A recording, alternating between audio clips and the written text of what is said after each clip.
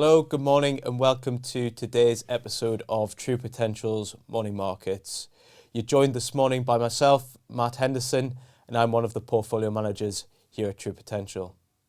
Casting our eyes back yesterday to equity market performance, we saw US equities return negative returns of about 1.4%, and that meant that global equities also provided negative returns during the day.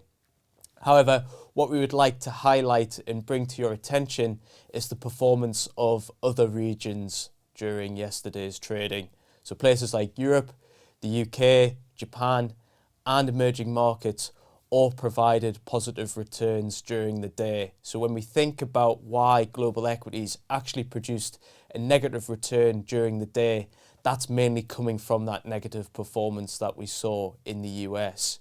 So what we take away from that is actually the benefits that having a globally diversified portfolio offers during these times of heightened volatility. Now, if we cast our eyes back and think actually, why did the US provide negative returns during the day? It was mainly from some of the data prints that we saw during the day. The main one to highlight was the US PPI, or Producer Prices Index, that we saw yesterday. Now, this really shows another inflationary type reading that market participants can look at. If we think about the readings that were produced yesterday or delivered yesterday, the actual reading was a gain of 0.7. Now, this comes against the backdrop of last month's reading being a negative reading of 0.5%, and the market forecast was for about a gain of 0.4%, so we've seen a 0.3% rise. If we think about why that actually occurred and what were the drivers behind that, the main contributor to that were higher energy prices. So energy up about 6% since the last reading. That's mainly due to the China reopening theme that we've brought to you in previous morning markets, but also the production cut that we saw from Russia in terms of oil production, which has had an influence pushing oil prices higher. Now, a theme to also note is when we look at that on a core basis, so core PPI.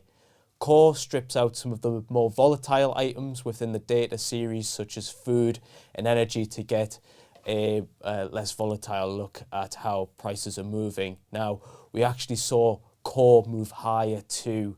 So market participants are linking that to Tuesday's CPI report that we saw out the US, and seeing that inflationary pressures are still there within the US economy. Market participants are then also thinking about what that means for monetary policy action from the US Federal Reserve, and believe that that means they're going to continue on their hawkish monetary policy actions. The other main data series that we would like to highlight to you all in today's video was this morning's UK retail sales release. Now, the actual reading came in at a 0.5% gain, and that was relative to market consensus of a 0.3% fall, so a 0.8% delta between market consensus and the actual delivered result.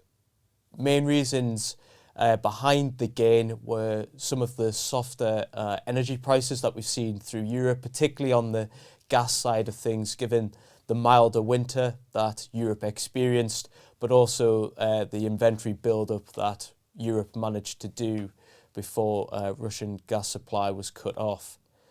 The other main reasons within the report for the gain that we saw was some of the discounting that we've seen from stores following the Christmas period, and that's actually helped to boost volumes in terms of sales that the report has accounted for. Thank you very much for watching today's episode, and we'll catch you all on Monday. If you're interested in taking your investing to the next level, or would like to know more about the options available to you when you retire, then download our free guides to ISAs and pensions. These are available in the video description below.